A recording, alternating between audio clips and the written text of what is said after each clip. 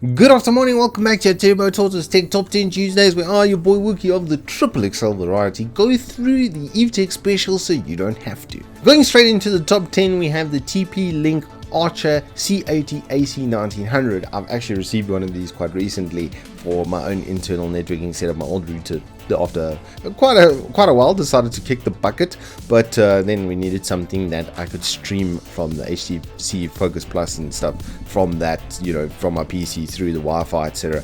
And this was the best bang for buck product. And when I got it, I was a little bit apprehensive of the user interface, but TP-Link has made it 10 times better than it used to be, and their Wi-Fi is extremely strong. It does have quite some travel. I managed to get the 5 gigahertz band like through multiple walls, about 20-30 meters nearly, so much stronger Wi-Fi signal. It is 4K streaming capable and game streaming capable, which is really nice on the 5 gigahertz channel. It does have 4 gigabit ports as well, so for your normal desktop PCs and stuff, you can connect by cable like that if you are worried about latency. But honestly, on the 5 gigahertz channel, this thing does more than a good enough job. It's got some access control, it's got some quality of service handling, it's got a nice feature set for the home user, definitely. And at 1299, sorry, it's actually a really good deal for that amount of wireless power. And one other thing is nice is it's actually 600 megabits on the 2.5 gigahertz band, so for older devices it'll still give really good service there as well. At number 9, I put the Monster Clarity 101s. I'm busy reviewing these. Review will be out later in the week with its 2 other Bluetooth brothers. All of them are quite similar in this Bluetooth carry case sort of setup. You charge in the dock and stuff, but these are specifically pretty good because those are touch buttons on the side of them. All of them are IPX5 certified, so you can use these in the shower. So if you want to take your conversation into the shower, if you absolutely need to, you'll be able to do that, be able to listen to audio in there, absolutely no problem. They've got like a clever little lock-in mechanism with this top piece. It then swivels into the ear to hold it in place, so it's not going to go anywhere, so you can even use them if you're going running or something to that effect. And the carry case is like a 360 little carry case. Bluetooth 5 as well, so they got pretty good travel on them, and then you get like 25 hours worth of continuous playback time with the charging case, and it's really little. You guys will see in the review, it's like this big, the whole setup. So you're getting Bluetooth earbuds with like really good sound quality, etc. I'm absolutely bowled over by how good Monster are as products. But look, they started doing audio cables in 1979, so they probably know a thing or two about audio, and it shows. At number 8, I've put in the crucial 2 TB SSD. Yes, that's right, 2 terabytes worth of SSD for 2999. Are you tired of COD loading textures forever? Are you tired of COD being 200 gigs? Well, then buy an SSD where it'll only be 10% of the storage space. 3-year local warranty from Crucial with pretty decent read and write, I must say, especially for a standard 2.5-inch SSD. And then it comes with free delivery. 2999. It's a small price to pay to never wait again. At number 7 is the cheapest 144Hz you can buy, and it comes with FreeSync and a 1 millisecond response time. These monitors are just fantastic bang for buck. I really like the way LG uses their contrast ratios. I'm actually using pretty much the exact same panel right now. Mine just has a periscope neck in. It's the 24M77 is the model that I've got, but this is very similar. Great brightness setting, more than enough that you could do some retinal scarring, not that you would want to. Nice clean basic finish and stand, but 144Hz, 3 inputs on it, does have audio out. It's really nice and comprehensive, so if you're doing crossover between console and PC, this will be able to do both, absolutely no problems. At number 6, I've put the little 10400F upgrade kit.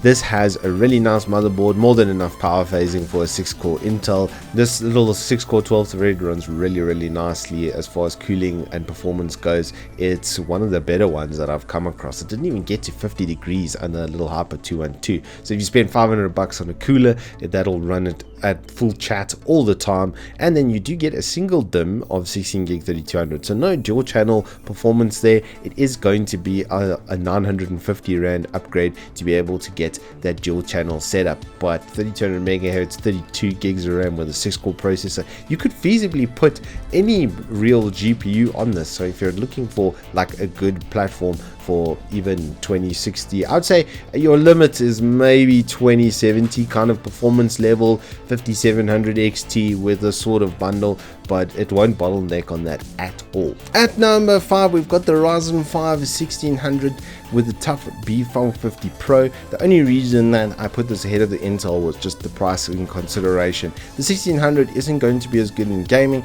but if that's not really a deal breaker for you, then you can save more than 10% for what should be a little under a 10% performance differential. It doesn't have the fast RAM. It does come with the 2600, but it is once again a single 16 gig DIMM, and then the motherboard is quite a bit better. It's got better power phasing. It gives you some future proofing, so if you want to upgrade to an 8-core, even I would say a 12-core AMD 3rd gen processor, you'd be able to do that absolutely no problem. It's just a really good bang for buck. I wouldn't go once again higher than 2060 Super RX 5700 on this sort of platform, but if you're aiming for a GPU lower than that, then this will do a really good job.